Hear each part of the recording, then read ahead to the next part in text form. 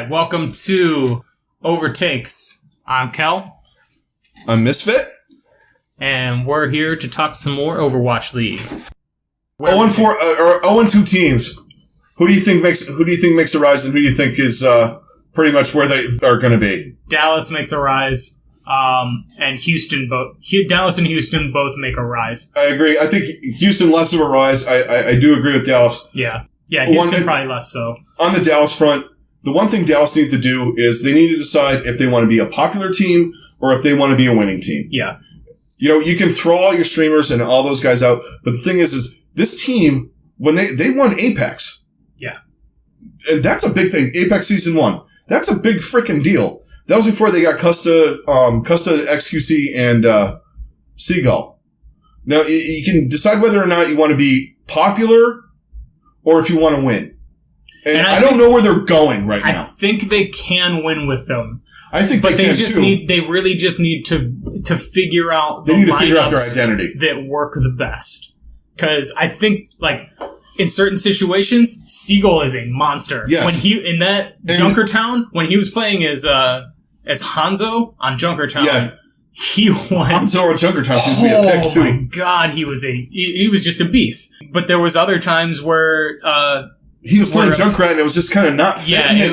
Yeah, it just wasn't working, and he just. But XQC's got to work some things out. Yeah, I think he's a little too aggressive for this league. Yes, which you need to be aggressive, but there's sometimes where you can definitely be aggressive flames too, and these guys know it because they focus him because they know he's a hothead like me. I mean, you've seen me when I get in focus, and then all of a sudden I'm flying around with you. I'm just like doing stupid shit that I shouldn't be doing. Right. But you know, it's the fuck this. I'm gonna go in there. I'm gonna fuck him up. Yeah. I'm just gonna take all of them on. It's like you can't do that when all the other guys are when you're playing against guys like fucking Fleta or Fleta and Vruji Hong and all that. You're just dead. Yeah.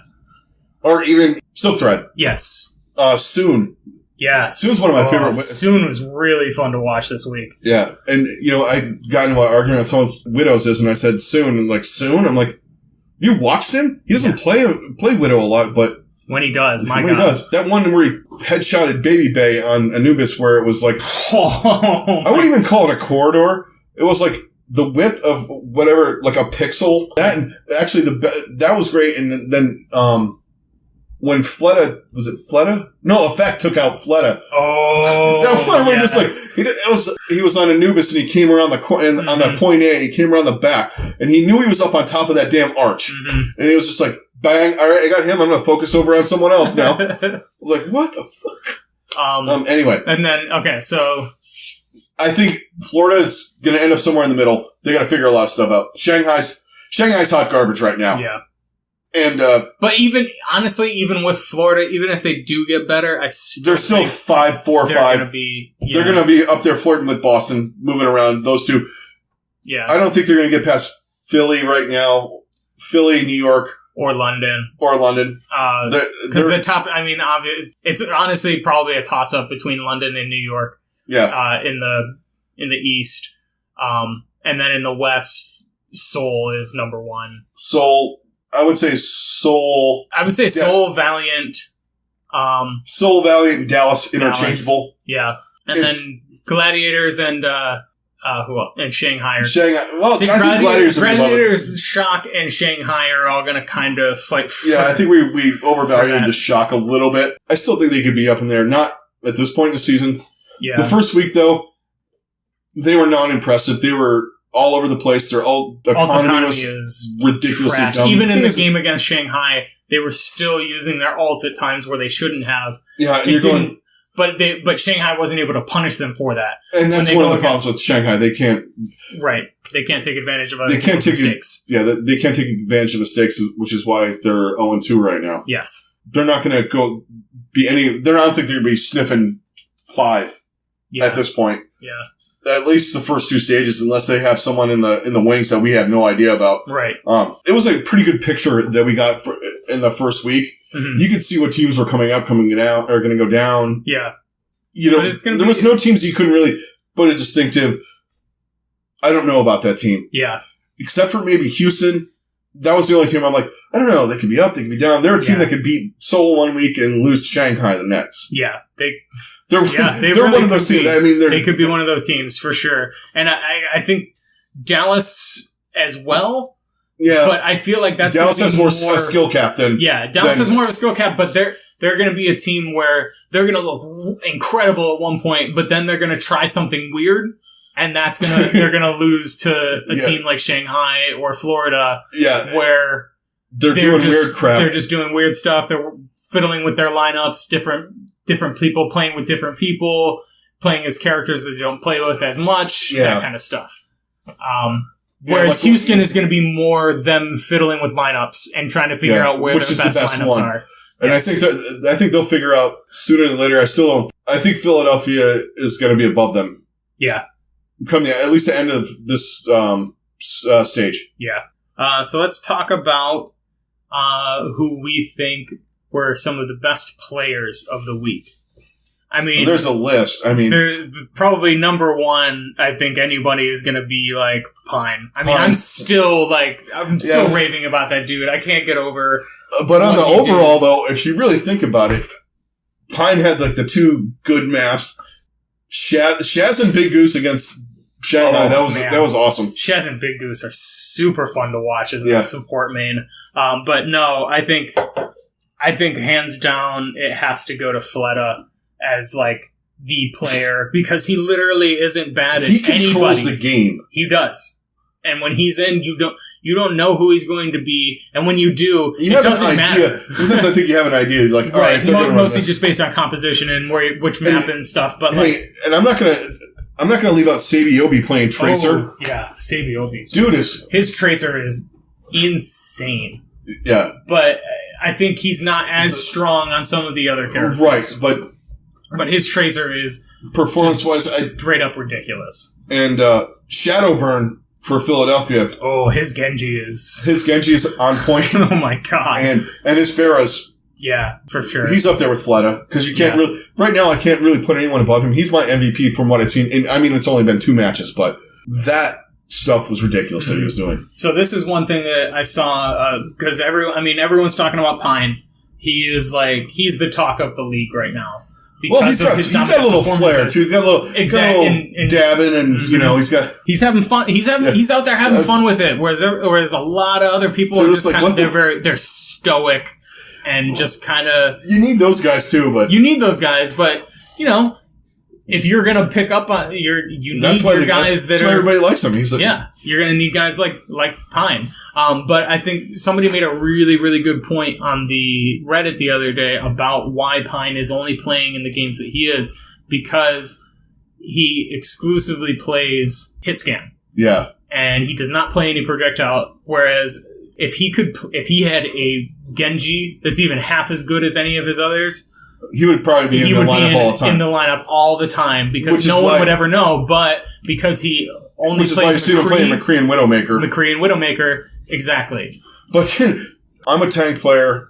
I'm going to go Taimu with the Roadhog. Man. Woo! That was fun to watch. Taimu's Roadhog. A pleasure to watch. He's just, the hooks that he's landing, it looks like he's got an extra couple of feet. Yeah.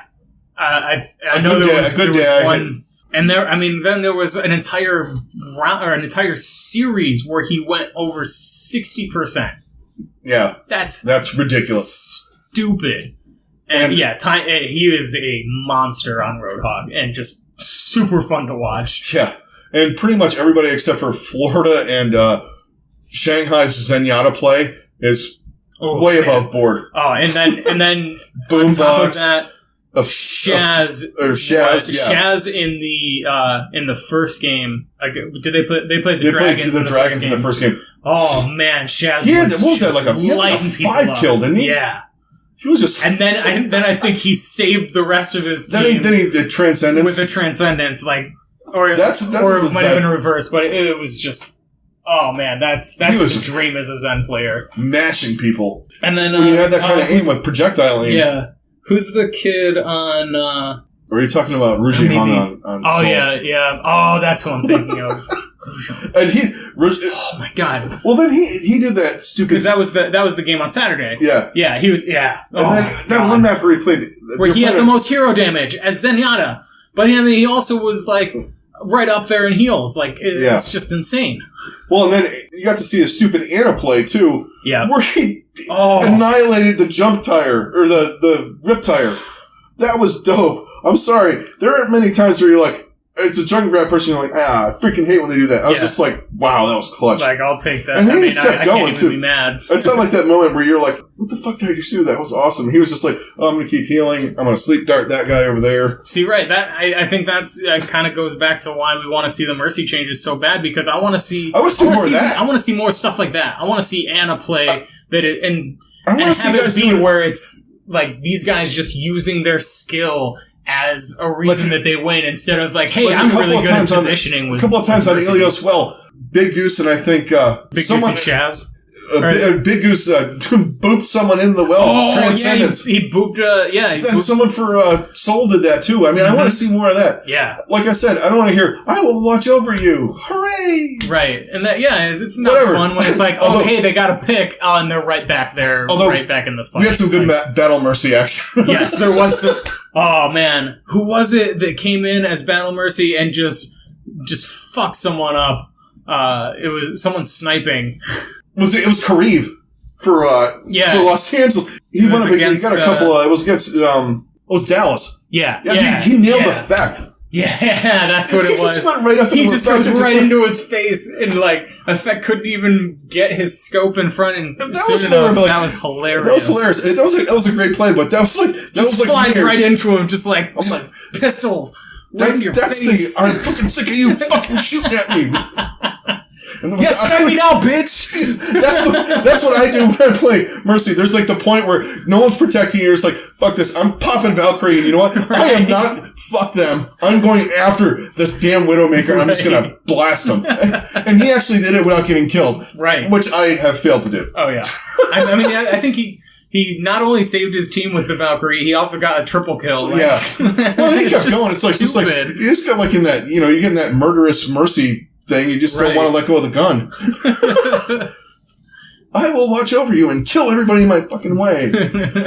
Yeah, because you don't even get the like, the 5-man res thing anymore. Well, that was bullshit. It was bullshit, but that was like the worst ever for the most demoralizing thing. But they're gonna fix it, and they have to know that it is definitely affecting people, because the longer it goes on, the worse it's going to get for people. And you have right now. Winston's Lab will back this up if you go on. And this is one of the last points we're going to make for this one. The pick rate and the problem, this could be a problem for Blizzard down the road. And I think we also can talk about this, is that you have a 5-man out of 6. Every map, you're going to have the same thing. Yeah. You got Mercy, you have Zenyatta, you have Winston, Diva, and Tracer. And they're at above 75 to 80%. Tracer's the lowest at I think 78. Because she's sort of interchangeable with Genji. Right. Who's like the next highest pick. Tracer is, you could say, she doesn't do as much damage, but it's the speed moving around. Your damage doesn't matter as much when you're moving around as fast as you do. And you're headshotting every time because your aim is insane. And you, professional, and you one-clip Zenyatta, and then you one-clip Mercy, and everything's done. Right. And if you're Shanghai, you just let that go. Or you don't try to do that to the other team. I keep ragging on Shanghai, I'm sorry. That's going to be a problem. Yeah. I think, I agree. As far as, we're going to watch. Oh, definitely. And I like... But as far as picking up more people, that could definitely be an issue. And as much as I hate to say some things, views on fucking Hanzo, but it's kind of fun to see someone bust out a Hanzo, bust out a Mei.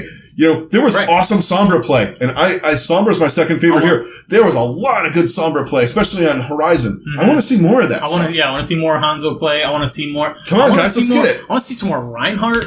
I want to see more. I want to see more Zarya. I want to see more Moira. Yeah, I think once the Mercy stuff goes through, we're going to see that for sure. But even with some of the defense heroes, you really only get Bastion when you're the pirate shipping. Hanzo on Junkertown. Junkrat, you get a lot.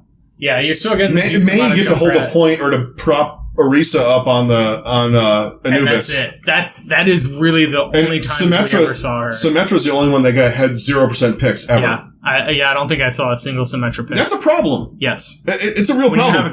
When you have a character that doesn't get picked in your league at all. That you're showcasing to the world. Mm-hmm. And it's not that she's not useful to like us on our level or even in the rank ladder. Mm-hmm. The pros don't find her useful. Right. There's too much of a skill cap there where they're just going to knock all these those turrets down. And then she's just going to get headshot. Yep. Yeah, because the thing you do with Symmetra is you hook that hose up someone and you run around. Right. You're not going to do that with someone like Fleta that's halfway across the map. They're going to just because they're just going to pick you off. Because you can't. No matter how much you're moving around, you're not fast enough for them to not be able to take you out. And you're not. The hose of death does a lot of damage, but in that league, it's not that the character's bad. Mm-hmm. It's just there's no way to work it in the meta. No. There's nowhere for it. You can work Torben. You can work Mayan. Even they play her some on Horizon. They play her on a couple different maps. Like actually played her on Anubis. You're not working Symmetra in. No.